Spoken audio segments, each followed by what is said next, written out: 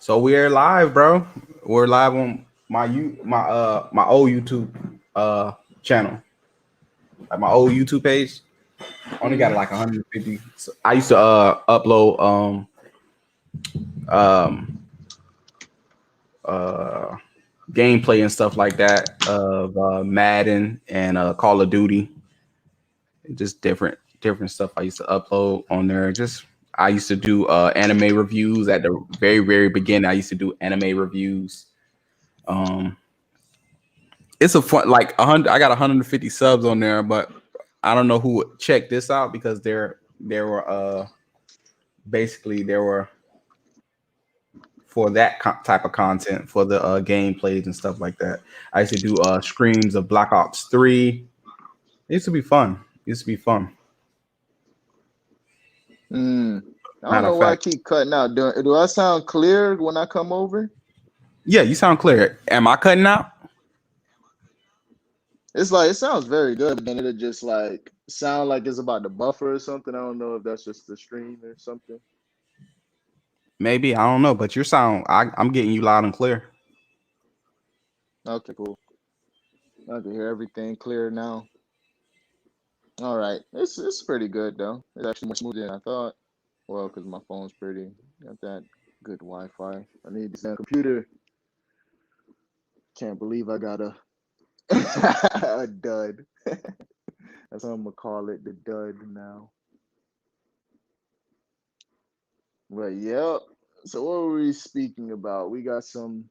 You want to talk about some Dolphins take, or you want to talk about Well, these basically, fights what we that's were going? talking about, we were just talking about how Tua is unfairly criticized when we have other rookie quarterbacks, which they're rookies now, and it is what it is.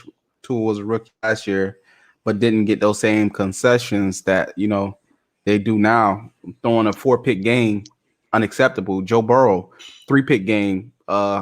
Tua when he threw that 3-pick game in Buffalo, he was crucified. And I wouldn't say the Bears are the team that Bills were at all, but it is what it is. It people need to be fairly criticized, keep that same Do I sound clear? keep that same energy.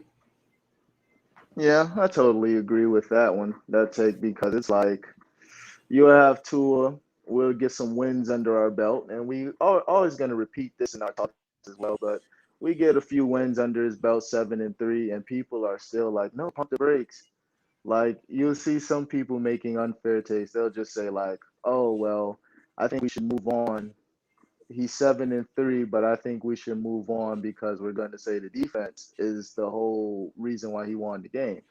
But it's like if your defense don't get a touchdown, but your quarterback can drive down to get the touchdown, like is it not a team effort at that point, or you know what I'm saying? Like I'm just Yeah, confused. yeah. It's like Tua's the only person where it's like he's the offense, defense, special teams, the coach, he everything on the field, and then everybody else is just like non-existent. Like we don't got NFL pros on the whole NFL team that went 10-6.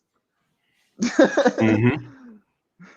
Like it's Mm-hmm. just ridiculous. I'm like, wow. I'm like, we're getting this crazy media. I'm like, I don't know if it's to break up our locker room or if it's just as like a distraction. But it's really a shame on us as fans. Like, not us, but I'm gonna just say the us because it's the Dolphins mafia at the end of the day.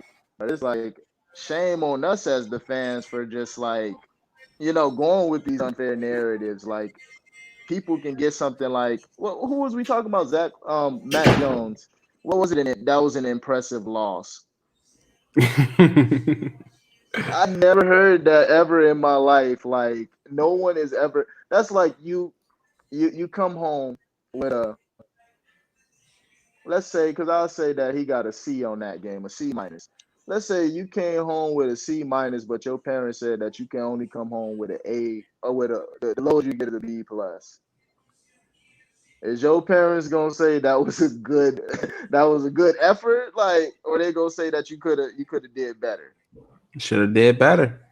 Yeah, like nobody is ever gonna say like what type of society are we living in? If you can, that's like a participation medal. Like I remember That's back exactly in what it was. They gave participation. But so for instance, I'm not, I'm just trying to keep it 100. He had 186 yards, no touchdowns, no interceptions, and they scored 25 points. So it's like, what did he do? Zach Wilson won Patriots that game. Like literally, Zach Wilson he won the Patriots the game, 4 turnovers. It's like crazy. that's the culprit. That's the culprit. Like they gonna turn on the film and be like, okay, so what did we do right and what did we do wrong? And then the only thing you can really say is, well, we did this good, but mostly the Jets kind of threw the game away. And then Keeping it a Zach Wilson buck. get the most cutest title I ever heard in my life. They said boring play. He has to adopt boring play. What in the heck is boring play? What does that consist of? Like I that's my couldn't tell you. main question. I couldn't Like tell you. what is I don't know what that is. Is that it? Do they mean is that another word, advanced word for we need you to check it down? And like I don't know what that meant, bro. Like a boring play. Like so I guess is Tua doing what we're calling boring play, I guess? Like I mean it's boring play, but are we getting a win? Like I guess that's boring. Like I'll take the boring play. Like what if that like I guess the exciting play is throwing like I know what exciting play is. Justin Herbert. That's exciting play where it's like you can go out there get like 500 yards in the game, one touchdown, 4 out of 15 for first downs, and a loss. And I guess that's exciting play. that's one of the things with Justin Herbert. So I'm coming around on Justin Herbert. I still love Tua. Still, I'm glad he's my quarterback. Um, I don't know if he necessarily elevates the talent around him. That's the one thing that I have concessions about Justin Herbert because Keenan Allen has been doing it for a long time. He ain't no slouch. Mike. I'm about to say Mike Evans. I love me some Mike Evans. Mike Williams, 7th round pick of the draft, first round. Like he's no slouch either. At the time last year, Hunter Henry, Austin Eckler, um, Joshua Kelly. Like the offensive line probably wasn't the best, but they did give him enough time to throw those passes. Keenan, name a better slot receiver than Keenan Allen right now. Not a good offensive lineman. I don't even know if I can agree with that. Like you getting all them dang yards. But You getting all that name an time. offensive lineman better than Keenan Allen right now. I mean, the I mean, offensive lineman. You got me saying offensive lineman. Name a slot receiver, like because that's what he predominantly plays. He plays on the outside too, but he's a slot receiver. Just keep it a buck. He I'm ran like going, a I'm four going seven. AJ Brown.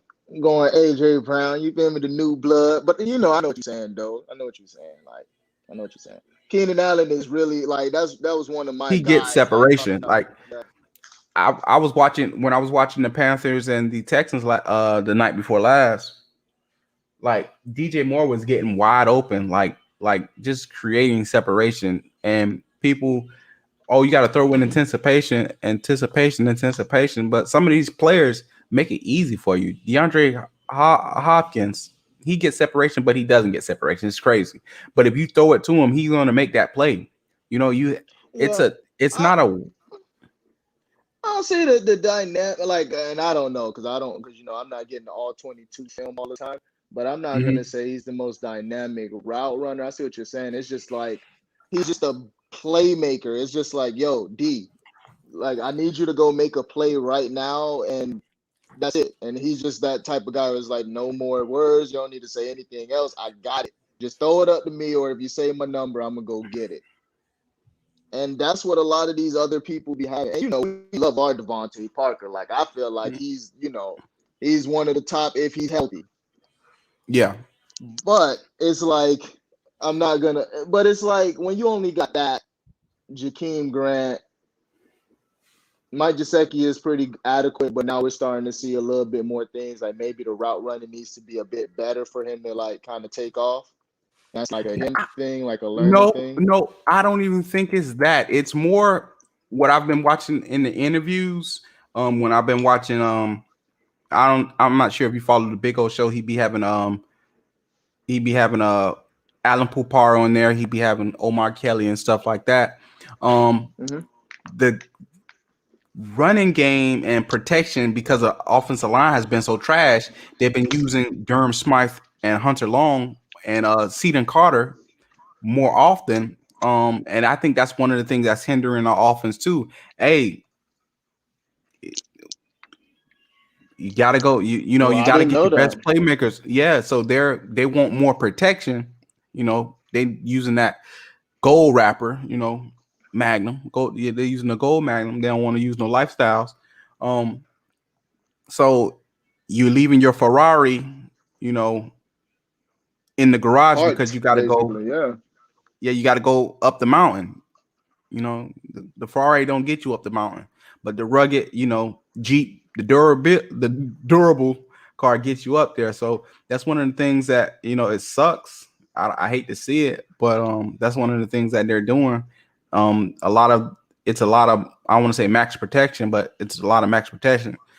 And I was watching Gesicki. They had him blocking on the play, and it didn't look good. It did not look good. He was getting pushed back. He was getting pushed back, but he held his block. I think it comes down to like people like Gesicki. Like if we want to see him produce more blocks, we got to get him the ball more. And I think this is just a confidence thing, because blocking is about will and like confidence a lot of times. Like that's all it really comes down to. So it's like if you out there, right, and you're just not getting what makes you hot or what makes you, the best you, sometimes you're not gonna always be there. You're just frustrated. You're like, damn, I can do more for my team if I'm out here catching the ball. Mm-hmm. So I'm not making an excuse, but I can kind of see that's probably where his pains is coming from. Like, and from a few of our receivers, like, you know what I'm saying? I know our receivers be wanting to do their little thing, and then you can't even do it because you can't get time to even make your moves. Like, sometimes you will see a Dolphins receiver like that quick slant that Jacoby Brissett threw to Devontae Parker where he had to change the play. Like, why is that even happening? Like, why isn't that not being checked? Why is the offensive lineman able to do anything? Where's the communication? Like, if the quarterback is calling it, like I seen an interesting comment where somebody was like, you can't even hear what Tua is saying. How you know he not calling the thing? And then you sent me that one interesting picture where you got Tua pointing at the man. I literally like pointing at these people. It's like you can't even get a second. Like, I'm like, dang. And the offensive lineman is not reacting to it. And that comes down to what I'm always tell you. It starts in your trenches with your dang center. If your center ain't adequate, that can change a lot. So it's always been like this for me. When was the offensive line good for Miami? Let's take it back. When the offensive line was good in Miami, it's either one or two things. We had a good left tackle or we had a good center. Jake Long was there. Pretty decent line. Jake Long left. Trash line. Mike Pouncey got there. Good line. Reinforced. It was not the best, but you could see little patches being, like patches were being filled in. Like it was adequate. It was an adequate line. Way better than what we got now. Mm-hmm. I'll take Mike. Oh, did you see that picture floating around of Mike Pouncey at Dolphins practice? The man looks like he looked chiseled. He looked like a linebacker. Looked like a. Well, he looks good. Chisel his ass. Need to chisel his ass in our damn line on our field because I don't know. Sometimes I wouldn't say he's a great player, but he was a very, very good player. I won't say great, but in terms of centers, him and his brothers want to say the best center. I think they're the only. Is there any other brothers that were both centers that you Oh know no, of? I just know that them things were they were made in some type of laboratory. Them boys would snap that ball and pull. Like I remember the first time I seen him pull, and I was like, a center just pulled. Like how? Like it just threw me off. Supremely athletic. Like it just threw me off. Like I was like, I never saw like when he did that, I was just like, oh my goodness, like that's nasty. And he was nasty. You seen it? Like when we had people like Jake Long, like as you were saying, But when you're nasty. friends with Aaron Hernandez,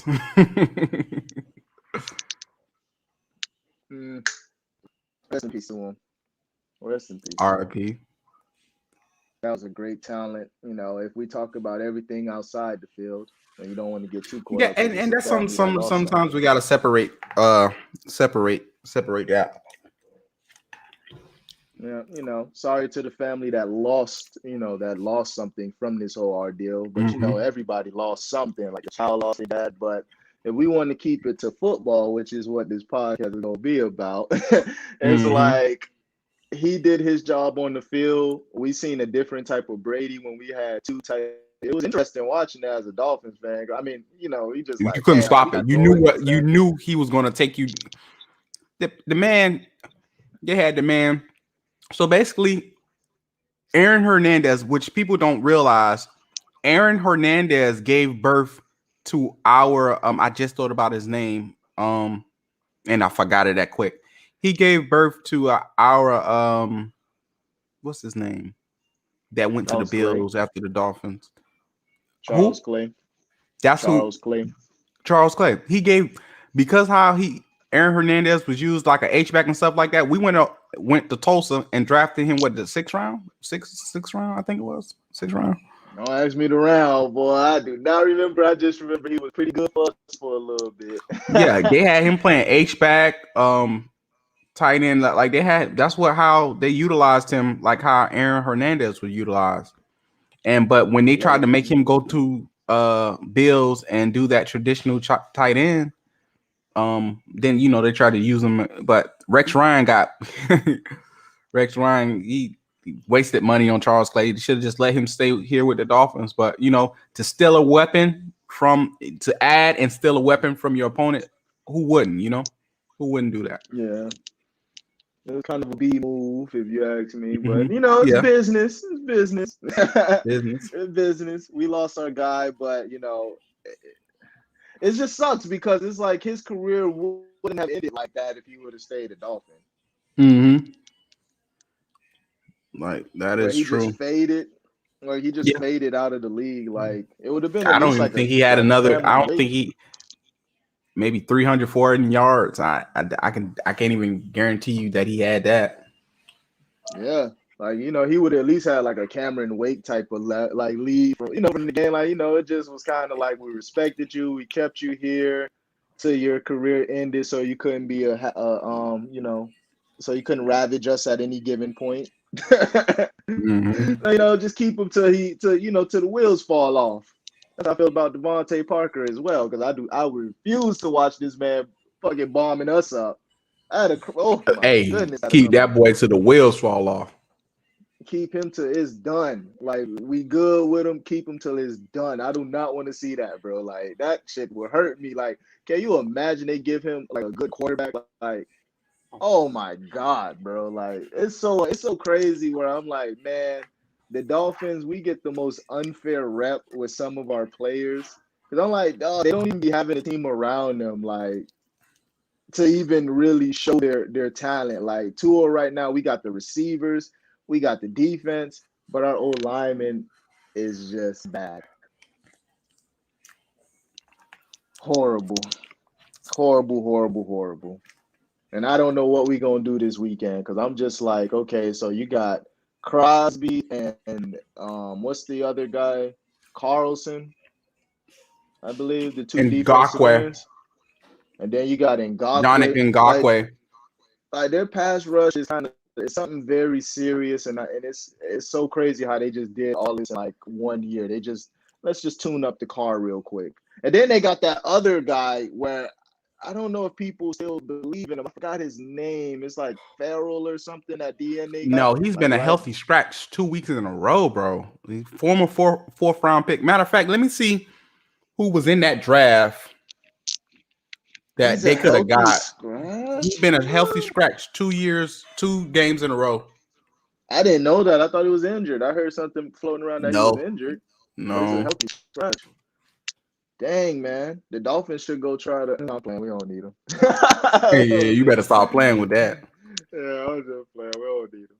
We got Jalen Phillips, who I have a lot of. Oh no, matter of fact, he was a healthy scratch first week, but he only had 4 snaps the second week. Dang. That's So crazy. let me see who 2019 NFL draft. Didn't they get another guy too? There was another rookie lineman they got. I remember. What you talking about? The Raiders. I thought they got 2 rookie linemen out of that little situation with Well, I'm Calvillo. about to pull. I don't think so, Yeah. but I think Max Crosby was the other one. I think Max Crosby been in the league for about 6 years now, though. Because Crosby came, I think, as a Packer, if I'm correct. I don't know. I'm gonna jump out the window So and say that. I'll look that up too. But speaking of, so they took Cleveland Furl at 4. So this is the Kyler Murray draft, because they had Arizona had picked Josh Rosen the year before, and then you get the first overall pick. You don't believe in your quarterback. Hey, and you got a talent like Kyler Murray, I guess. So this is also the Lamar, not Lamar, the Wait, Kyler Murray. Who else came with Kyler Murray? I forgot. I forgot that draft. Right, I can't think of it right now. I wouldn't know if I could still go there. If I go to another Christian link, will I Wilkins. be able Dang, to I couldn't actually? think of his name for nothing. This is because the Clemson D linemen were balling out, so I just got stuck. My brain got stuck. So all right, you got Cleveland Furl at 4th. You got Devin White after that. You got Daniel Jones. You got Josh Allen, T.J. Hawkinson, Ed Oliver, Devin Bush, Christian Wilkins. I'm just saying people that's doing better than him right now. Rashawn Gary showing some resurgence in his second, third year. Brian Burns, I would take if you hold my feet to the fire, I'll take Brian Burns over Christian Wilkins. I wanted Brian Burns coming out, but so you got another. So you had 3 Clemson defensive linemen go in the first round. You had Dexter Lawrence, Christian Wilkins, and Cleveland Furl. Because they had dominated. They had dominated that national bowl game, the national championship game. So, but Noah Fant, Jeffrey Simmons, like Garrett Bradbury, he's pretty decent. Josh Jacobs, Yeah, Martez that's a Sweat, good. and then the Oakland, they took Jonathan Abram. Isn't Like, that the guy who got baptized? He just got baptized the other day. yeah, this Yeah. this Oh my god. this draft is not as fire as Miles Sanders. You got Booby Sanders, Miles Sanders, Lonnie Johnson, Mecole Hardman. Like, wow, the 2019 draft ain't really. It's only 2 years removed, but DK Metcalf. But I heard I he ain't getting seeing no killers. frustrated. I'm hearing he getting frustrated. They locking him up, man.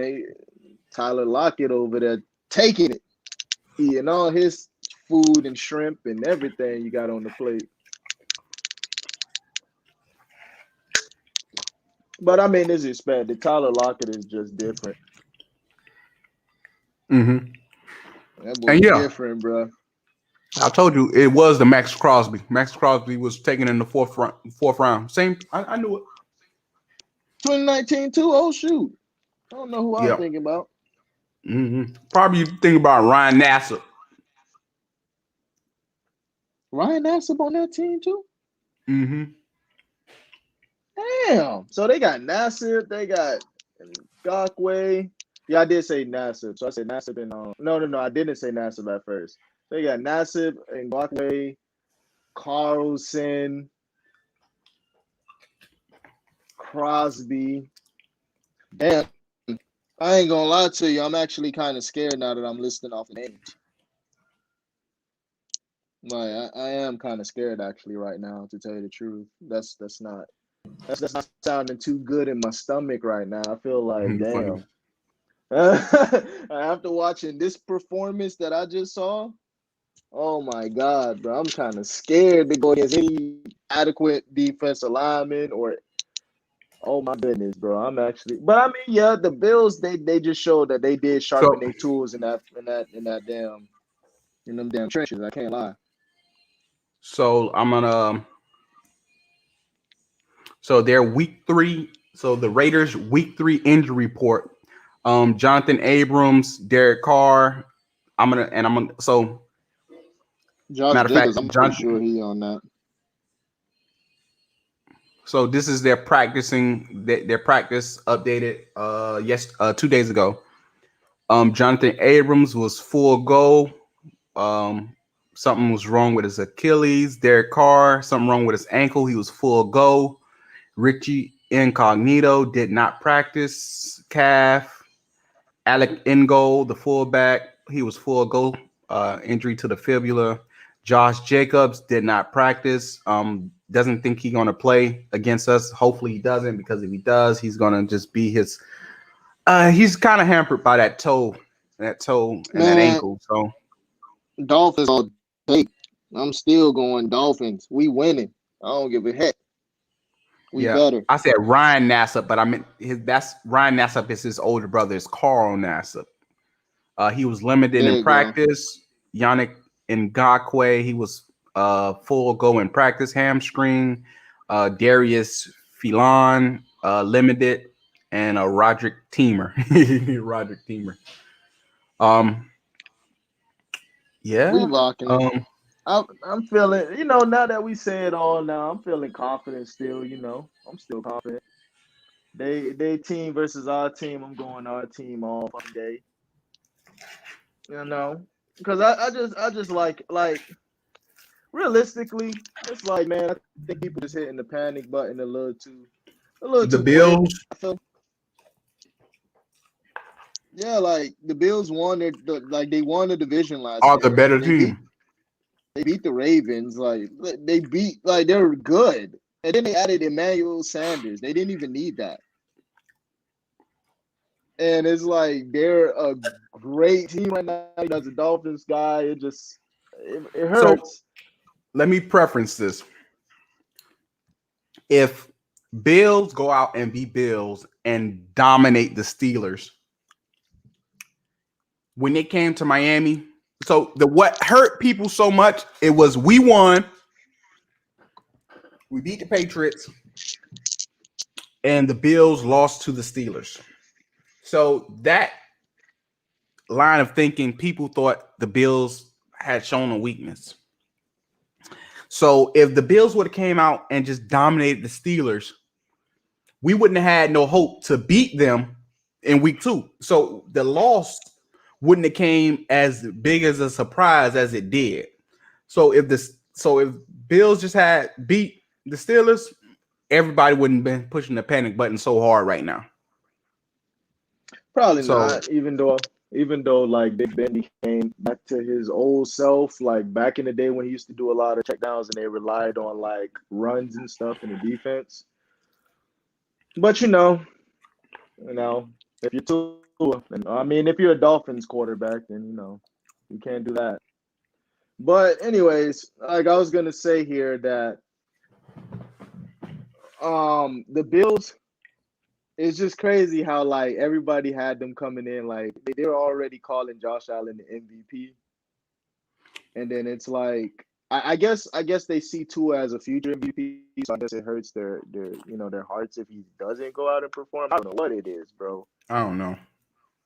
I don't know what it is because I can't believe just hearing things like, oh, he doesn't call this play out, he doesn't call that play out. I'm like, guys, you know, football is a team sport. It's like your offensive linemen got to know who to call out too now because they got to pick it up as well. And I'm like, are we seeing our guards? Are we seeing our centers So, do anything out there? I don't see it. not to cut you off, but I like how because it's Tua, only because it's Tua, he has to call out everything.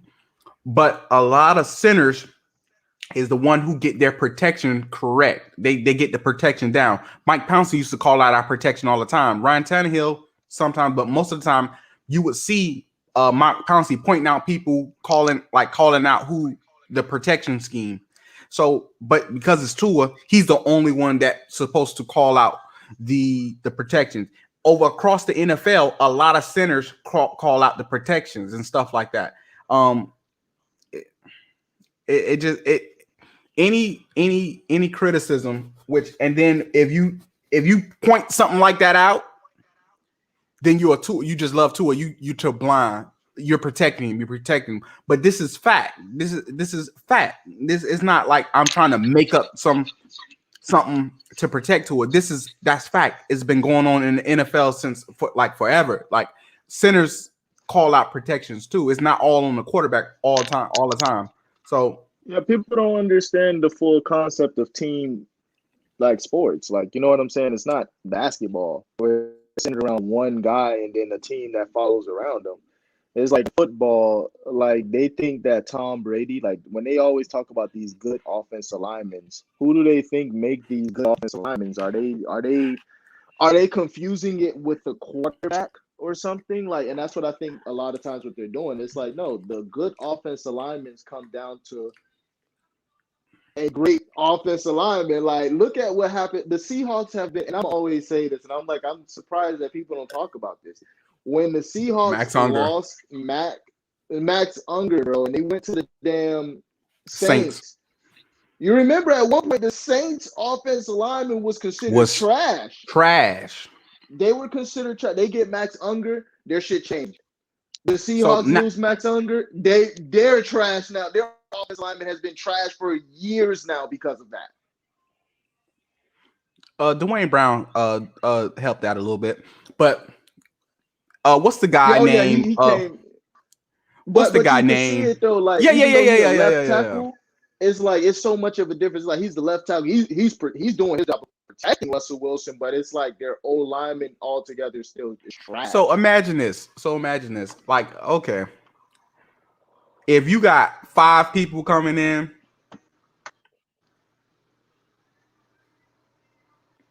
instead of like 3 people coming in, because Dwayne can shut down his man and probably like help, the left guard. Like it's not immediate pressure to his blind side. Like he can move out of but when you don't have anybody, just offensive linemen just on the ground everywhere, every which way, what's going to happen?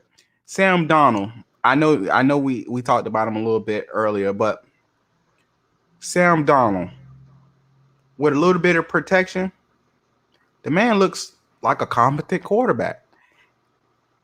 And it's sad that when you say, Tua needs protection, oh, he's just not good enough. So any other quarterback can get protection, but Tua can't. Like you can, a young quarterback. Somebody said something, I think it was Shannon Sharp. Like if you look at Baker Mayfield. Let's just take it for Baker Mayfield. His offensive lineman was trash. He wasn't that good. He wasn't winning games. He has the number 1 offensive line in football. He looked pretty damn good last year. He couldn't finish it, but he looked decent to me. I wouldn't say an MVP, but he looked like a starting NFL quarterback. Not saying that he didn't his rookie year, but looked like he passed the eye test. He looked like a first overall pick. but he's not dynamic with his legs. He's not expected. Nobody says that he's expected to move and be able to create with his feet. Nobody says that about him. Nobody said that about Tom Brady. Nobody says that about Ben Roethlisberger. But because Tua is a smaller quarterback, and so he can't move. He can't move. Like that's not every quarterback is not expected to do that. Just like Byron Leftwich, because of the the Cordell Stewarts before him, the Randall Cunninghams, he was a traditional drop back on the David Garage, the one who he was drafted with the Jaguars as well. He was thought to be athletic, move in the pocket, blah blah blah. No, he was a traditional drop back quarterback, just like Dwayne Haskins. Bro, I'm always remember this one fact about Madden though. It was so funny. Byron Leftwich speed used to be a 49. Just to throw that out there. His speed used to be a freaking 49, bro. Like, what is that in a 40, dog? I don't know. I know my speed. My speed was better than that. But the comparison is Drew Brees. Name one person that was like Drew Brees has a cannon. I hear people that like that video. The video that I sent to you about the NFL Pro Bowl challenge. People, how many people threw it 60 plus 70 yards? That's not the NFL. That's not that every play. If you ask me an attribute to have in the NFL, it would be anticipation and accuracy. Because if I can see it before it happened, that means I got one up on the defense. And that's what Tua excels at. The narrative they allow to run is Tua don't have a big arm. How many 60-yard plays are you making a game? How many times you're throwing the ball 60 yards? How many times you're throwing the ball 50 yards? Like, we all know that Patty Mahomes got a cannon out this world, but it's like the Chiefs are not winning just off of him throwing bombs to Tyreek Hill. And the crazy thing, they do a lot of slants, a lot of screens, a lot of underneath stuff. And they playmakers make plays with those balls. Tyreek takes balls from 5 yards and he takes it to 20. But in the mind, they want to paint the picture is Patty Mahomes just throwing a house party, all 40-yard bombs, all 30-yard bombs. They want to paint that picture because it seems nice.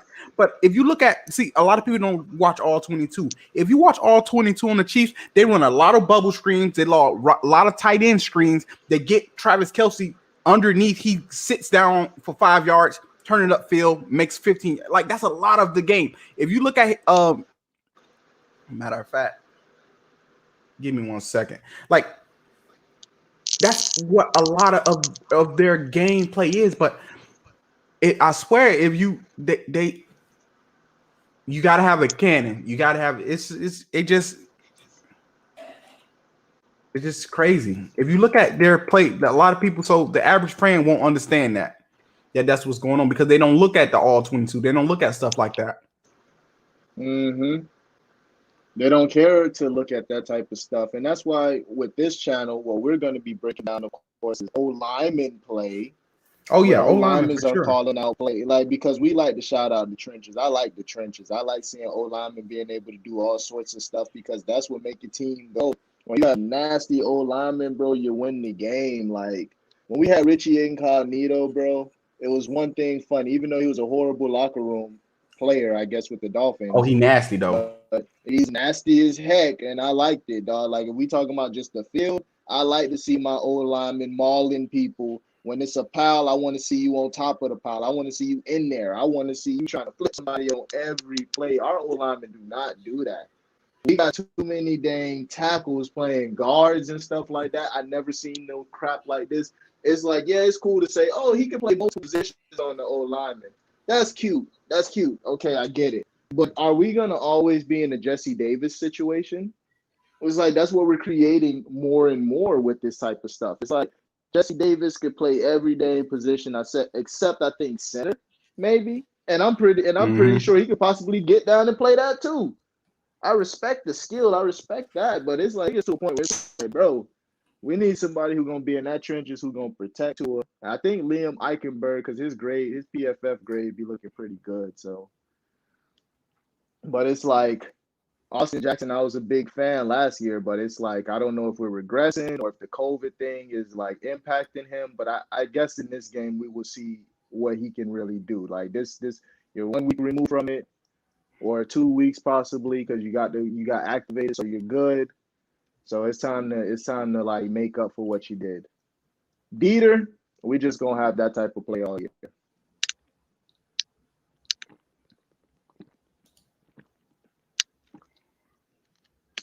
And it's so sad that we didn't have enough money to go get another center. Because I'm pretty sure they would have wanted to get like Hudson or something.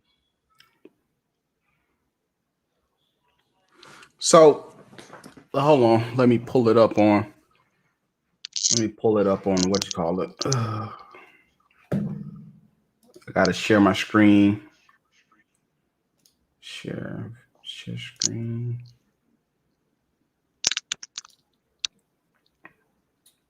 Right here.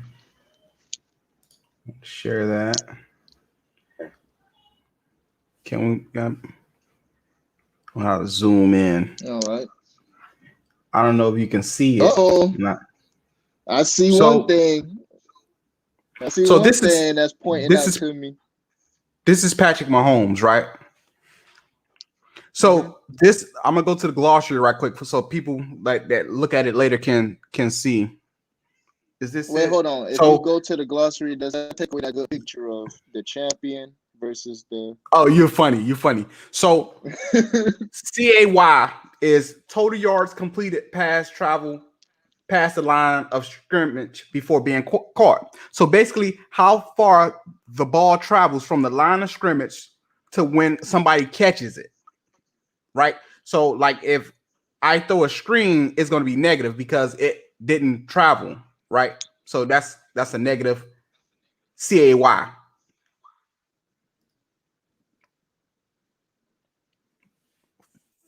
Do you can you see my screen? You can see it, right? I can, but you got to zoom in. I don't know if you can zoom in, but I can see it. Like I can see some of the numbers. I just make it bigger. All right, there you go. Give me a nice frame of Volkanovski. You know, he's funny. His average is 7 to 5 yards. First game was 5 yards. Average distance from line of scrimmage to someone catching it was 5 yards. That was 5 yards. The next one was 7. But if you just look at his average, like his passing average, like what they say his passing average is for those games, just divide the 24 to 343, you'll get a much higher number because the players are catching the ball and making plays with the ball. Not only are they, so matter of fact, I'll just go to it. I don't need advanced. I just need regular. So now if I go to the regular one, if the game would allow me to, the game. So then you go to his yards per attempt.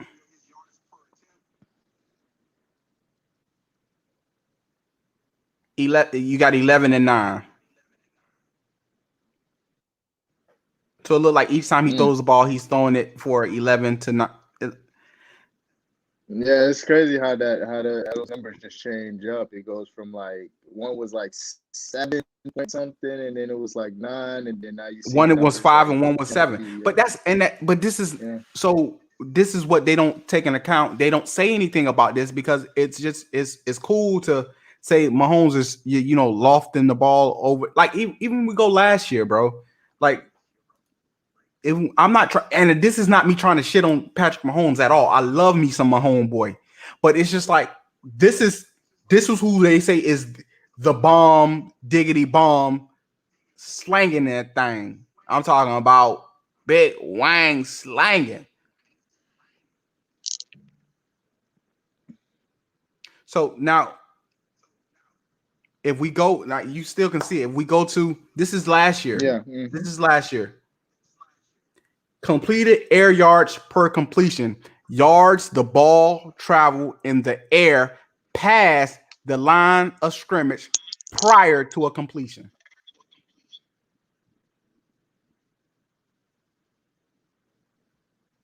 And then it's That's total crazy. yards, passes travel in the pass of line of scrimmage before being caught. Yeah, so that's just crazy if you think about it. It's like, so if you take away the playmakers, these stats look a bit different.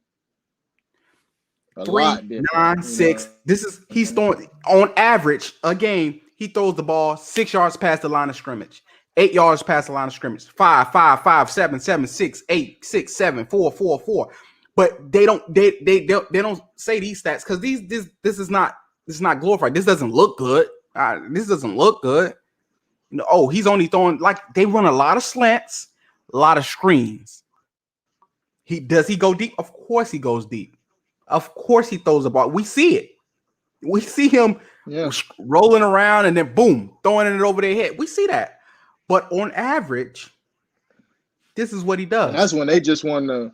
And that's just when they want to, like, gruel you out when they start going super deep. It's like, bro, if you look at a Chiefs game, right, when they started off, bro, they can score literally off of like 4 plays straight slants and bubble screens. Like 2 plays of slant, 2 plays of bubble screen. They can literally score off of that. Without even having to get Kelsey involved, unless it's like they're in the red zone, like it's like they're in the goal line and they're just like, oh, let's just call something creative. Have Kelsey motion, boom, toss it to him. That's a passing touchdown. Not even a rushing, it's a passing touchdown, dog. And I'm like, I don't even see the Dolphins doing stuff like that. It's like, when does it come to a point where it's like, bro, this is a team thing? The only people that's looking like they're team oriented right now is the defense and the special teams. Except on, I ain't gonna lie, last week was pretty bad. I ain't gonna lie, I never really seen that many turnovers on the special teams like that. Well, not turnover. Well, Jalen Waddle turned one over. Tough to see. Yeah. He did turn one over. Man, we just had a lot of, I don't know. That was just a complete breakdown by the offense. And it's like, I just honestly feel like, I don't know if it's my Dolphins fandom that just takes me overboard with it, but it's just like, I'm not hitting the panic button on the Bills game. We are the Bills are the superior team. What is the Bills against us now? Like 8-1? At this point, it's expected. Yeah, like it's like 6-1 at this point is expected, bro. Like, and I'm not trying to say we can't get them later in the season because I feel like if we had Tua, we would have at least had about 21 points. It wouldn't have been like a straight egg on the board. Like we would have did. Like it's no way. Like we were, like, bro, it's like I don't get it, right? People were saying Jacoby Brissett was moving the ball, so it's like I would say from probably like the 20 to the mid, like the 50. Like, but we have a great kicker. Why do we didn't have any field goals? Like, he was moving the ball so much, bro. It's like, bro, it was a turnover, it was a punt. They went for it on 4th down twice in plus territory. So that's another thing too. But that was because the game was already out of the damn situation. Like, you feel me? We was in desperado mode at that point. It's like, I don't get it, bro. I'm like, this is like the first time in many years, bro, where we could be like, hey, I feel confident that we're going to get a touchdown. Like, if Dolphins fans are like, yo, he can't. But we did this with Tannehill. They did this with Tannehill. Where it was just like, man, Tannehill ain't bad. He just ain't got no damn talent around him. He had the O-line, but it's like. Had the O-line, Jarvis Landry. Devontae Parker, Adam Gase screwed us. Like Jay Cutler, we wasted all the money on Jay Cutler. People don't talk about how Adam Gase tried to literally like sabotage us, bro. Like, they didn't talk about this, dog. And like, they make it seem like the Dolphins like organization will be having weird stuff like that go down. Like I wanted to talk about Shane Gailey now. How it's like that man was basically saying, he even said it to us. I'd rather Fiats. I want Fiats. Mm-hmm. Like he letting us know, like, bro, when Fiats got in the game, that boy was getting all sorts of magical plays. I was like, damn, we just opened up the playbook. Vontae got a 12-0-2. Now it's like, damn, Tua get in the game. We don't know what to do. But it's crazy, right? I know I'm jumping around, but it's like it's crazy, right? So when Tua gets 230 plus passes in a game, I don't get it. You know what I'm saying? Like he still gets called trash. Like Matt Jones did better than him. Like Matt Jones played better than the guy who had more touchdowns and a win. Wins don't mean nothing. It's just like how Skip Bayless be doing when is one thing. One time is stats because it fits that argument. Then the next time is wins because it fits this argument. So yeah, it's whatever floats with the narratives for the day. It's like that's all I see. That's all I see with it. But I do want to give some credit to our defense. It's like we didn't even talk about our defense in like 50 minutes. So, I got to get on my fan thing with my boy Ogba. I'm gonna have to start with my boy Ogba. He did get a sack at the end of the game. I was so happy. mm-hmm. I was so happy with that. I just really hope that we can get like a 10 plus sack season out of him, and really, really establish like. You feel me? Like really establish a defensive end. Like get some type of familiarity at that position. Like, because from Cameron Wake, it's like we never really, I mean, you can't really compare a Cameron Wake to a Jason Taylor because Jason Taylor was just on a different level. But it was an adequate replacement for a pass rush. Like we had Jason Taylor, and then you get a Cameron Wake where it's just like that guy that was the staple that was cemented there. And then now we got hopefully Ogba because do you want to talk about Charles Harris? If you don't get the fuck off my line, we could have had TJ. I wanted TJ Watt, bro. I wanted TJ Watt. I didn't even think let me keep it a buck. I'm gonna keep it a buck. Antetokounmpo. I'm gonna keep it a Giannis. Like, bro, I was like, okay, they're switching. They're trying to do a 3-4, right? That's what they want. He was a DN that played stand up sometimes at Mizzou. I was like, JJ, you got a chance to get JJ Watt, brother. If he's 1/3 of what JJ Watt is, we have an NFL starting, like we have something special. Just 1/3 of what JJ Watt is, and he's all if not better than JJ Watt. So I don't want to talk about Charles fucking Harris. No, I don't. I don't want to talk. He had an okay game last week. Didn't he record a sack or some shit like that? That makes me mad, bro. Like you getting somebody that he was already playing stand up DN. He was already playing stand up linebacker at Wisconsin. Draft the one that's already doing that instead of trying. That's one of the things that I don't like about this organization. When we picking players, we try to Deion Jordan. We try to transform. I was gonna bring him up. We try to transform instead of picking the player that just has Zach the good amount of talent. We try to get the one is going to be the great talent but we just got to transform him a little bit more, make him like the same thing that we're doing with Jalen Phillips. Gregory Rousseau was the better just DN in the hand in the dirt. He was the better DN, but Jalen Phillips does more. He's just as good, if not better. He has ability to be better because he can do more. But when we don't translate, now I'm confident that we can because Brian Flores. Oh no! I'm giving an example. I'm just giving an example. Yeah, because we've done that several times. But it's we've done that several times. I hope it works out. Depends out because I mean, look at Eric Rowe. Brian Flores developed him. Yeah, he developed Eric him. Rowe was out of position. Yeah, he was with the Patriots too. Some people just don't have that. You know what I'm saying? It's like Flores knew that. We tried to, because remember when Rowe first got in, when Xavier Howard got injured and shit that first year, we had. We wanted that boy gone. We wanted that boy gone. I was like, fired. Why is he on the field? He was just horrible. So one of the things that people don't mention a lot. Do you know what position Byron Jones was drafted as?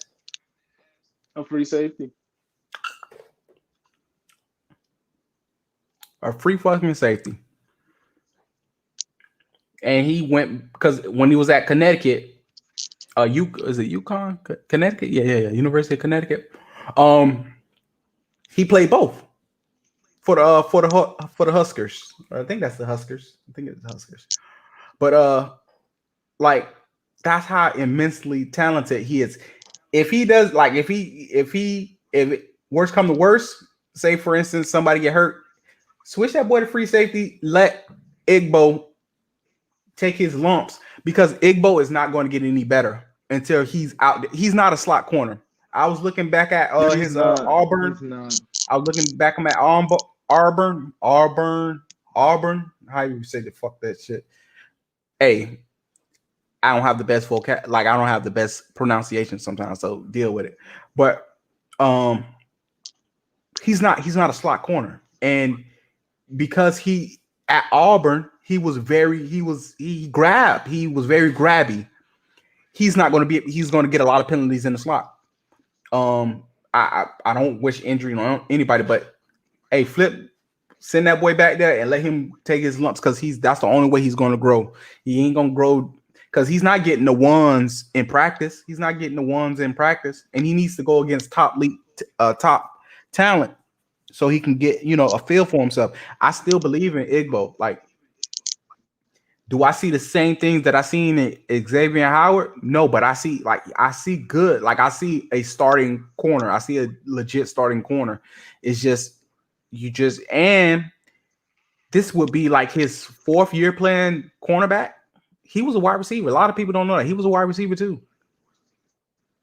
Noah Igbenogany. Well, sometimes that's what happens sometimes when you're just overly, he may just be those type of people where he's overly athletic, but he's just not working on the techniques that you need. You know what I'm saying? It's like it really comes down to his preparation. Because it's like if you think about it, with the type of he's athletic. Like go ahead. I would say he's more athletic than Xavier Howard. Xavier Howard, we can't necessarily put him in the slot. We don't put him in the slot with people like Julian. Oh, he goes to the slot like though. that. Like you go. Yeah, he does. But you're gonna see him in the slot with like a person who gonna play on the outside, like a Stephon Diggs or like a Michael Thomas, like things like that, like DeAndre Hopkins, like people like that. Those enigmas that can actually get into the slot and actually do some damage for what they, for the position that they play or the type of receivers they are. But if we're speaking about like a real life slot receiver, we're not putting X down there. So one of the things that I just said, literally just said, now Dolphins go and get players that they feel have immense upside, just like Tony Lippett. He was a wide receiver, converted cornerback. Very good his first 2 years, I think.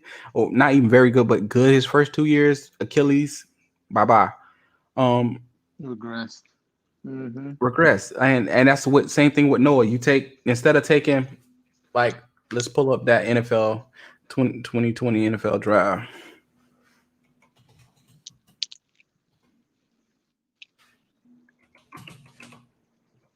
I feel like it's all about Will at that point with the amount of athleticism he has. Because you got to think, bro, we got Nick Needham who was holding that thing down. So and Noah I'm not trying to Igbenogany. disrespect him. So that was our, like, Could we have used Clyde Edwards-Helaire? Yeah. Could we have used DeAndre Swift? Hell yeah. Could we use Jonathan Taylor? I would have loved Jonathan Taylor at that. So instead of getting something that we had two good corners and maybe they're looking towards the future, he's only 20. He's 21. He's only like how they talk about the man, you would think he's 30. But he ain't even get his full grown man body yet. That's one of the things that I liked about Xavier. He was older corner coming in, and he looked like I that's what I used to say about. I was like, bro, he looks physically imposing. Like I know him and Jalen came out the same time, and I would argue that he's been the better statistical cornerback. But that's another thing, because I'm gonna ride with my man X. Jalen Ramsey has a name. X plays the game like what you want to go with. It's like because if X was on a different team, he would definitely be considered better. So, like for instance, better. Like so, when I say Noah Benagni, he was a fringe second rounder. You have cornerbacks like Trayvon Diggs went in the second round. He was a better college corner than Noah Benagni. Let's keep it a buck. But the upside, they go a lot of times. Dolphins go upside, and that's one of the things that I don't like. Mm-hmm. But Raekwon Davis, oh my God, that was we be want to do projects, but that's what I'm saying. Like we gonna get some projects that work because Raekwon Davis is like, I like, and it's weird, right? I like what Butler and what's our other guy? Don't tell me Jenkins. I like what they're doing, but I would rather Raekwon Davis because it comes down to who are you going to double team. Like, now it's like it makes it a bit easier for them, I think, because it's like you just going to let them kind of, eat in a sense, like a Butler or a Jenkins. You're not really concerned. Like, they're doing good. Like I say, like Jenkins, I think it was the Bills game. He had like 4 tackles. That's great for a D tackle or a nose guard. You know what I'm saying? That's really good. That's like, damn. Like if you're not looking at the tape, you'll be like, damn, the trenches should have been good. But then if you're looking at the tape, you're seeing like people out of place. You're seeing people not really there. It's like if you have a Davis there, it's like you got like they're gonna have to double team him. There's no ifs, ands, and buts. Like you have to, which is going to give Christian Wilkins more opportunity and Emmanuel Ogbah. But it's like, shoot, I think our run defense is going to be looking a bit better when he gets back in there. So because I want to switch. I like him. Mm-hmm. Go ahead. I want to switch gears right quick, because the national media just loves shitting on Tua, because he's injury prone, right? Tua is injury prone, right? Carson Wentz. Oh, they call him fragile too. They call him injury prone and fragile. Carson Wentz. Anybody?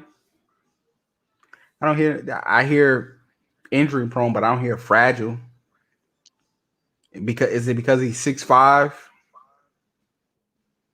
Is that what makes him, a little bit less fragile?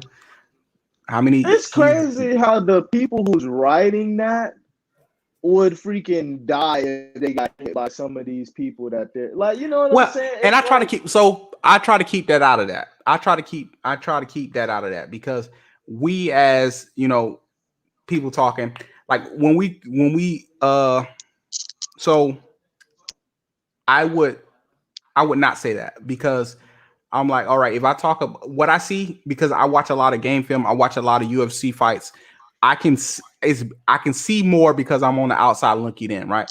So I know at my current state, maybe if I would have kept on playing football, I would be able to survive a hit like that. The average person, our bodies are not made to fight each other like that, or not to clash against each other at 10, 15 miles an hour. Like we're not cars. So it's a true statement, but I'm not going to say that because it's like, who can what average person can survive that? Just like if I was to go, even though hold on, Volkanovski, I'm a bigger guy I'm taller than Volkanovski, but that man is muscle packed. Can I take him in a fight? Hell, fuck no. But I can criticize or commentate on his fighting. I know I can't beat him. He'll whoop my ass. Can the average person beat me? Probably not. But can a trained mixed martial artist beat me? Hell yeah. So there's levels to it. It's like I get what you're saying. I can't survive a 290-pound man falling on me while I'm throwing extended off of one leg. I can't. My back might break. My hip might break. My simple question is, it's not even all that. It's just in a hamburger drill. Let's take it back old school. And a tunnel drill or a hamburger drill. That same person who wrote that, would they win against Tua? I would love to ask that person. Be like, okay, would they win against Tua? Would you win that? Like, would you? Yeah, I'll ask him. Like, no, they're not going to. They're not going to beat Tua.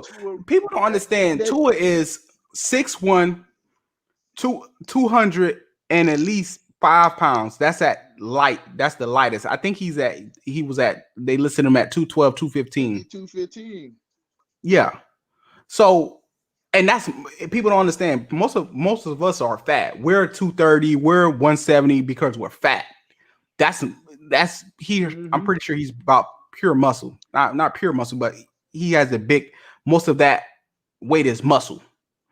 He's gonna run like ain't no reporter running over Tua. Let's keep it a buck. Hey, we keep it a 100. We keep it in the Giannis. Ain't no reporter running over. Omar Kelly is going to get smashed. No offense to Omar Kelly. I'm just saying that's who is our beat reporter. Like you'll be like, bro, you'll get ran over. Like, you know what I'm saying? Like, Tua will run you over. Like, don't do that. That's what I'm saying. Like, it's a way. Like, I feel where the players be coming from though. But no, it was a punch you was going to make. So Ben Roethlisberger. Just for instance, I said Carson Wentz. Ben Roethlisberger. When you think of Ben Roethlisberger, you think of 6'5", 260. Just all. I ain't gonna say that. I was about to say it, but I'm not.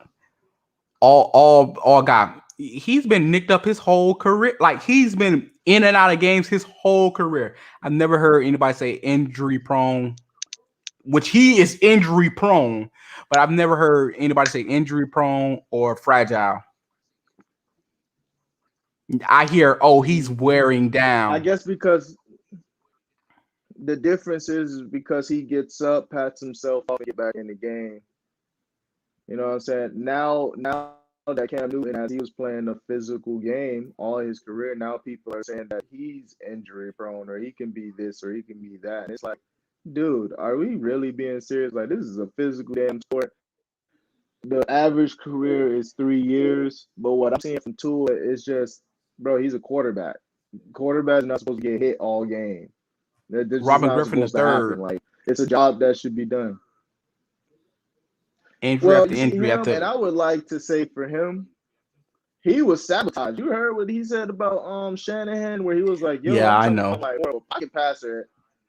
And it's like, I understand, like, we can use you to win because look at Lamar. But I was about to say, look at Lamar, bro. Damn, he embraced it. But Lamar, if you look at, I love to look at Lamar run. Go ahead. Yeah, but look how they were setting up RG3 runs. Like, they were not even being like creative with it. You know what I'm saying? They'll just do like a. He was running a read option that we used to see in damn Optimus. Yeah, like, no, he was running the read option. But the thing is, worse, bro. He did not. He did not want to slide, and he took too many hits. He was the modern age Michael Vick. If you look at Lamar Jackson when he run, name one big hit Lamar Jackson has taken. You never see it because he's always looking around. He looks behind him. He looks around. When he's about to get hit, he slides. He falls down. or he's like he does not take big hits. He does not take big hits. Yeah, he'll try to shake you at least. Like even if he like, check yeah, in mid shake, he'll fall down. And I understand like, he does not take a big hit. But like, bro, like run it with Lamar though. You can set it up where it's like, damn, what they gonna do? Like, I know he can run. And he's always a constant threat, but it's like, their running concept is do like a little, years before pistol, Washington. Boom, boom. Light years ahead. That's what I'm saying. It's like they could have did a little bit if they wanted to save him. They just had to do more for RG3 because they used to just do like bootlegs. Like, bro, like I used to see them do bootlegs sometimes. Like, you remember the old school bootleg fake to the running back and just take off anyway. I'm like, what the hell? When I think about this now, so I'm like, if you have like a person like Lamar, like it's gonna be different. Like even Kyler Murray, like how their offenses are set up, dog. Like they at least get some type of protection from it. Like something, dog. RG3 used to, and it's crazy because he had Trent Williams protecting him. That's so. Yeah, I'm gonna continue. I'm just gonna continue down my list. Andrew Luck. He got now. That's what type of situation Tua is in. A sorry ass offensive line that's going to get him beat up and punished, even though Andrew Luck like to take on linebackers. This man played. He got a fucking lacerated. What? Oh my god! That was a damn NFL. That was a football player. Like the person that you just be like, yeah, he don't really got a position. They just put him at something. He was good at it, but he's a football player because he didn't think he was a quarterback. That boy would be like, nice hit, good hit, nice hit. I love what type of psychological warfare you playing on these people. So that's a person who I wouldn't say was fragile, but he was nicked. Like he played through a lot of injuries. He played through a lot of nicks, a lot of dings, which he played in almost all his games in the NFL except 2015. He played in all his games, but he was always nicked up. He was always on the injury report. Something was always wrong with Andrew Luck. He was getting freaking demolished. And then like literally he was like, it's over. Like I'm done. I'm pretty sure he probably had concussions too. I'm pretty sure, bro. Because ain't no way he taking hits. I mean, he just getting shit. Look at so let me so his rookie year when he first started off. So his rookie year. I'm gonna pull it up on the screen. Rookie year, 41 sacks, 32 sacks, 27 sacks, 15 sacks in 7 games. He got sacked at least twice in every game. That's the average. Then 41. And then when in 2018, when he had put that line, Anthony Costanzo, what's that guy name? You know who I'm talking about. Ryan Kelly, the center. Like when they got that line. When they put that line together, 18 sacks. Like, but it was the toll had already been taken. The toll had already been taken. So, like, is this the route? Remember, is this the route that is this the route that Tua is going to take? He's going to take a beating, and then just be like, yeah, it's good. I'm good. So I know what you're talking about. The year that he had, the second year, 58 sacks. And he still went 8-8. Come on. Like that shit was crazy. Come on, man. The man from his rookie year, 7-9. Ain't clean, bro. That's not a good look. So let's take a look. Let's deep dive into Ryan Tannehill. You know we love some Ryan Tannehill over here. We love RT. 7-9, 8-8, 8-8, 6-10, 8-5. Oh, this is when he was starting to get he got nicked up that 2016 year. The Calais Campbell Cardinals game. Then he came back and tried to do it too soon, 5-6, and then they had by that time it was like it's over. We're going in a different direction. Our season. Yeah, bro, I think we get to the AFC Championship game. And it's like it just shows you, dog. Like, yeah, remember what's so ironic about that year? We beat the Steelers by 15 points earlier in the year, and then they end up turning around and beat us by 15 in the playoffs. Ryan Tannehill, 35 sacks, 58 sacks, 46 sacks, 45, 29, 35, 31. Tell me when the offensive line, we had the offensive line.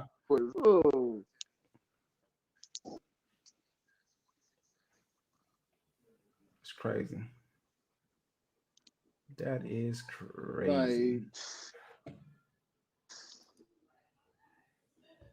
Like, that's just nasty when you think about it. I'm like, bro, when your quarterback can't do anything, they just can't do anything. Because I want to know how people really would think Tom Brady would fare, who's not a mobile quarterback, with a bad O lineman. We low key seeing it, actually. We low key seeing it when they couldn't, that was like, damn, what year was that? It was like 1 year where their O lineman was like, they were always talking about the O lineman was not that good. It was like 2 years ago. But like you always see when they had to adopt to the more quick passes, like when Edelman became more dominant, you know what I'm saying? Like that was all because that was literally created because Tom Brady didn't have time. Like that's literally what that was created for. And it's like, look, Tom Brady didn't win. And he didn't win it all that year. Like he was not, and it's crazy. Like I'm like, bro, like Aaron Rodgers, he had a trash O-line for a point in time, and it's like he still would do good. It's just like it would be like really bad. Talk about that, but they don't talk about how crazy like what Tua is like. His O-lineman is worse than anything by far we've seen in a long time, and it's like I hate dogging my team out like that, like saying worst O-lineman of you know what I'm saying. But damn, we got a first round. And goddamn Austin Jackson, we got high draft picks and like Kinley and Robert Hunt, and it's like, oh my god, like what are we gonna do? So Kyler Murray is 5'10", 207. You wanna jump a little bit into like UFC, yeah, but I just want to say I want to make this last point. Kyler Murray is 5'10", 207. Tua Tagovailoa is 6'1", 217. Go ahead. What's up? What you got for me?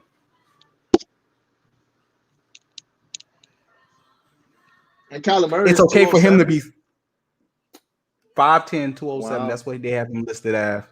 And Tua is 6'1", 217. So small. That's crazy when I thought he was bigger than Tua.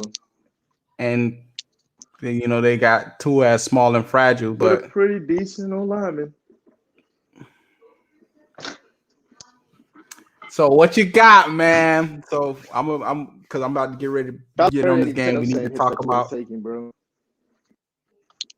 Oh yeah, he ain't taking those type of hits, but it is what it is. But where you want to start at? You want to start early prelims? You got anybody that you're looking at on the early prelims?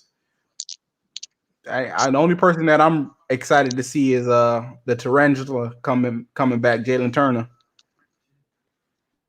Yeah, I'm gonna watch every fight though, but I'm excited to see Jalen Turner back. Yeah, he looks excited. He was smiling the whole time. I liked how him and his guys showed respect. I loved it. Did you see the guys before that? I forgot what their names were, but it was one guy. He just he tried to shake his hand. Oh, that was the that boy looked at like your hand. I think it was the Martin Sano and the Matthew Selman's burger or sell some burger, some burger. Yeah, I seen that. He was like, okay, all right, my little friend, I got you. But so the prelims, we got this fight gonna be in this. Roxanne Modafferi and Talea Santos. That's gonna be a good one. They got Santos as the favorite, 410 favorite. Honestly, I would take Roxanne on that plus 310. I'll take that. Roxanne, if you don't have power, she'll walk you down and take you down. That's one of the things with Roxanne. She's kind of breaking out a bit. You say Roxanne walk you down and take you down. Yeah, she'll walk you down. She has no problem with if you don't got that crazy power, she'll walk you down and then she'll take you down. I think her last fight was against Sarah Eubank. Was that against? Let me Roxanne.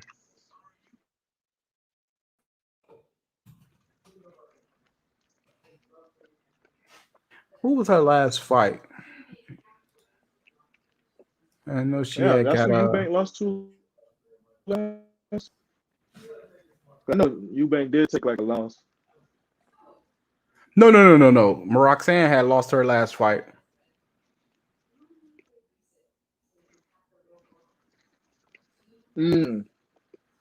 Oh, it was against Ariujo. That's my I love that. She just I love me some Araujo. That's a beautiful young lady. Yeah, she had got just outclassed by Araujo, but that Brazilian chick, I forgot her name. She kind of cute.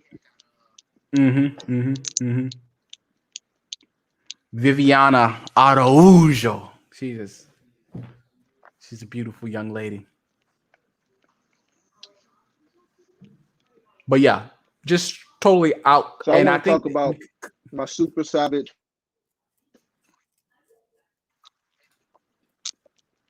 Go ahead. Go ahead. Oh no, I was just saying that I would take her like.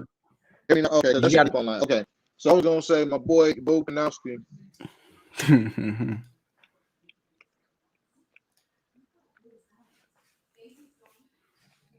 I'm listening. Yeah, I was gonna say the floor is yours, sir. Volkanovski versus your boy. You know, I don't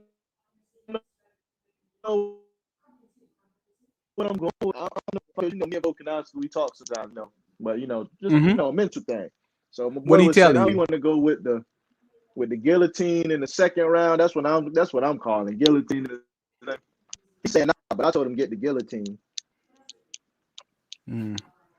That's how I'm feeling. T-City, guillotine second round. Brian Ortega out. So T-City, he hasn't hit me up this week because normally during fight week, turn off his phone. He don't want to hear nothing. All his chicks, he turn off. He don't want to talk to them. He has nothing to say. His phone must have been on when he fought Max. I told him to turn it off, and he was like he had him, and I was like, bro, you don't know who you're going against. So this camp, just like last camp, he was like, you ain't gonna be able to reach me, Kai. I got Korean Zombie. I'm taking it seriously, and I'll talk to you Saturday night after I get that dub Sunday morning. He took a few text messages. So he said he going to sleep.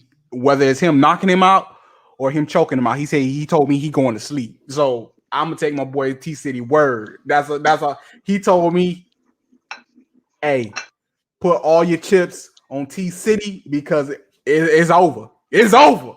It's over. That's what he told me. He said he going to sleep, whether it's him choking him out or him putting them to he going to sleep. So back for let me before I go. Volkanovski gonna make your boy a devout Christian. before we get off, let's talk about some of these main event fights, the main cards fights. So Go ahead. who you got? I'm gonna list them and tell me who you got. All right.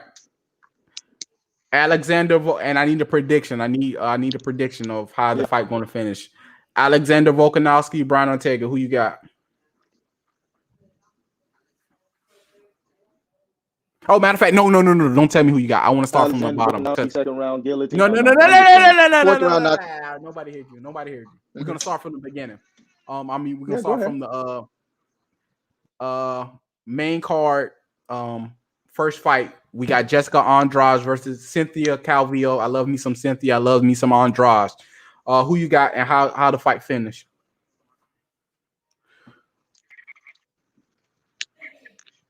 I got Andraj, and I feel like she's coming for a first round finish. First round finish. So in this fight, Jessica Andrade is the underdog. So I mean, is the favorite. My bad. I said underdog is the favorite. But I got Cynthia Calvillo by second round rear naked choke. I got Cynthia. She's gonna push through the first round, and she's gonna get the second round choke. We got Curtis Blades as the favorite versus Biggie Boy. I know who you taking, but tell the people who you got and how the fight finished.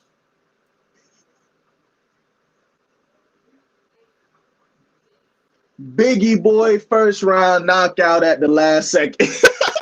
At the last second, I'm sticking with that one. That's how all his fights go. One of the things this fight scares me for Curtis Blades, even though he's the favorite, it scares me because the blueprint was made by Derek Lewis. Watch the uppercut. But one of the things about Biggie Boy that we talked about in the past, obviously not on air, but his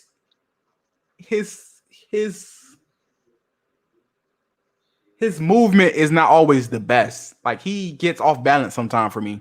And so I'm gonna go Curtis Blades decision. I think Curtis Blade, even though I want to say TKO, I think he tires him out, but I'd say Curtis Blade is going to come in there and give him that Volk treatment, the same way he did Alexander Volk. What's his name? Alexander Volkov. There we go. Volkov. The same way he did Volkov. I think that's what he does to Biggie Boy. He very heavy base game, jab. He works the jab and comes in for the takedown. And I'm gonna say this one thing about Biggie Boy. Yeah, I'm gonna say my thing about Biggie Boy because I felt like Biggie Boy, after he got knocked out by Francis Ngannou, he lost a lot of his confidence. And then as he started, kind of going more through it, now you see the confidence rising. So I honestly feel like we see a different Biggie Boy. It's like any heavyweight that focuses on a striking base game, kickboxing, Muay Thai, they're always going to be dangerous because heavyweight, yeah, you got wrestlers and stuff like that, but it's not like the Cain Velasquez days where it's like you can just take him down and beat him up all day. It's not that type of game no more. Like you got heavyweights who are like advanced, like you got Cyril Gahn, you got Stipe who got his own rights, you got Daniel Cormier when he came up, even though it was late in his career, but look what he was able to do. Like, yeah, he gonna slam you. Like he was just a different type of monster. Like he can slam because he's an Olympic wrestler. But now you got people like Biggie Boy, where it's like these dudes have a lot of striking with their stuff. Then you got some dudes who even go straight to the submission game. So it's like it's so much variety within this division now for me that it's like Curtis Blades is a very talented. I would put him as the heavyweight Corey Anderson. They're very talented guys. Very talented, but they don't got that one dimension. They make mistakes. Like I would honestly say that for them, they make mental mistakes, and that's the reason why they get beat if they do lose. Like they'll go and do something that's not them. Like Corey Anderson, he literally talked himself into a knockout when he went against OSP. He talked himself into that. No, not he didn't do that against OSP. He did that against when he talked himself into a knockout. He did that against Jimmy Manoir when he kept on telling himself that if he touched me, I'm gonna go to sleep. That's what it was. Mm-hmm. Jimmy Manoir. He I talked himself wanted into to say Jimmy, but I was like but he went to sleep in that OSP one, so I was using it. But I remember I said last time to you, it was the footwork that I was talking about. It's like he'll OSP, make like a footwork, mental lapse, like he'll be looking footwork with the OSP one, footwork with Jimmy Manoir, because as he walked into it, it was like his footwork is just, it's like he's not able to get in and out. He's not able to avoid certain things. That's what happened with Curtis Blades. He didn't avoid that one punch that just ended him that just shut the lights off versus Derek Lewis. And Biggie Boy, not only is he a defined striker, he has power. Mm-hmm. And he has so a this lot is of basically that. So Derek it's like Lewis he with cannot make a mistake more at strikes all. coming from different areas. Just a technical Derek Lewis. There you go. All right. So I know you had But told me go this. ahead. Yep. I know you told me this earlier, but Robbie Lawler, Nick Diaz. Robbie Lawler is the favorite. Who you got? How's it going down? Decision in the fifth. Robbie Lawler. But you switched from earlier, so you going decision now. But you still got the same. You still got Robbie Lawler earlier taking it. Earlier I was just kind of playing around a little bit, but like honestly, because we know what Nick Diaz and Nate Diaz is going to give for you, a very entertaining. The only way I see this fight not going to full length is if Robbie Lawler cuts him a bit too bad. But you know how I feel. It's still going to be almost the same take of Robbie Lawler, in my opinion, over his years within the UFC or his fighting career. I just felt like his championship belt, it weighs more than what Nick was able to do. It's like Robbie Lawler literally has that story of, I got knocked out and finished by this guy, but what did he do after that? That's just how I feel about Robbie Lawler. It's like he was able to beat adversity, get knocked out, come back, become a champ, have crazy, phenomenal fights with the likes of, was it Rory McDonald? Hello? Yeah. My headphones died, so I got to switch. So I was saying, like Robbie Lawler. Okay.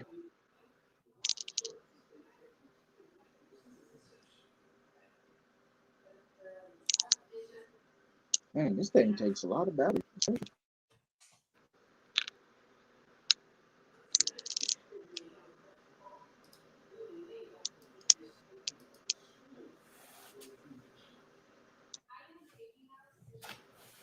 Yeah, there we go. You can hear me? Yep. Ooh, that So shit I was loud. saying, like, with Rock. No, that's not you. Okay. So I was saying, with like Robbie Lawler, I don't know what you heard, but I was basically saying, from my perspective, Robbie Lawler is, his championship belt, in my opinion, just kind of matters more, and he's a perfect story of like defeating adversity. Like, he got knocked out, didn't accept it, because you see how his antics were. But look what he became after that. He became like a decorated fighter. He became a two-time champion. Like, he defended. He had some crazy fights with the likes of Rory McDonald. So it's like he submitted himself in the UFC. McDonald. Nate Diaz, as we all know, like, very, very exciting fights, but they didn't submit themselves. Like Diaz brothers, in my opinion, like, and people are probably like, what are you talking?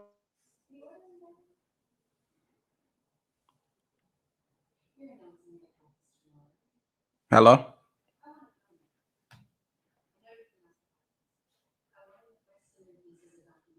Hello?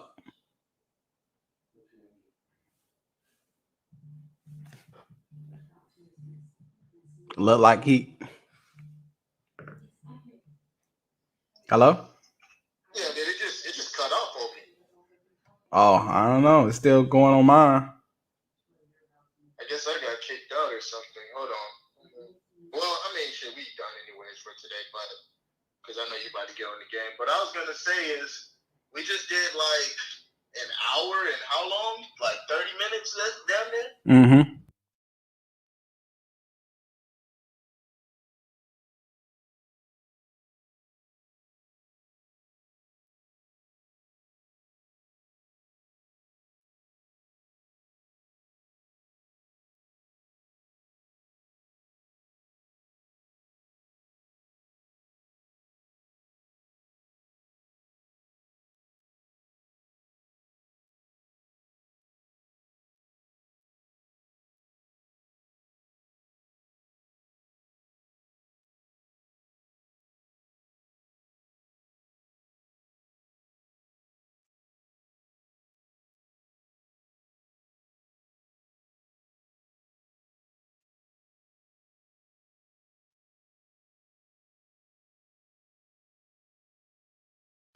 So for some reason he got kicked. So I'm gonna end the video with my predictions of who I got for the so I got Robbie Lawler by second round knockout.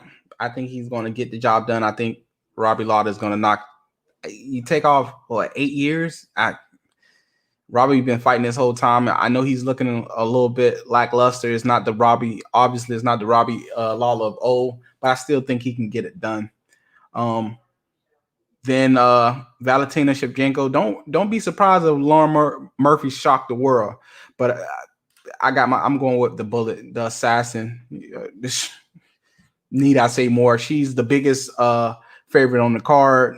But I just don't think Lauren Murphy have what it takes to finish Valentina Shevchenko. I think Shevchenko's skills are just far superior than most women in the flyweight division. It's just, and it's not even close. Her biggest challenge is probably Tatiana Suarez, because the wrestling is so good. But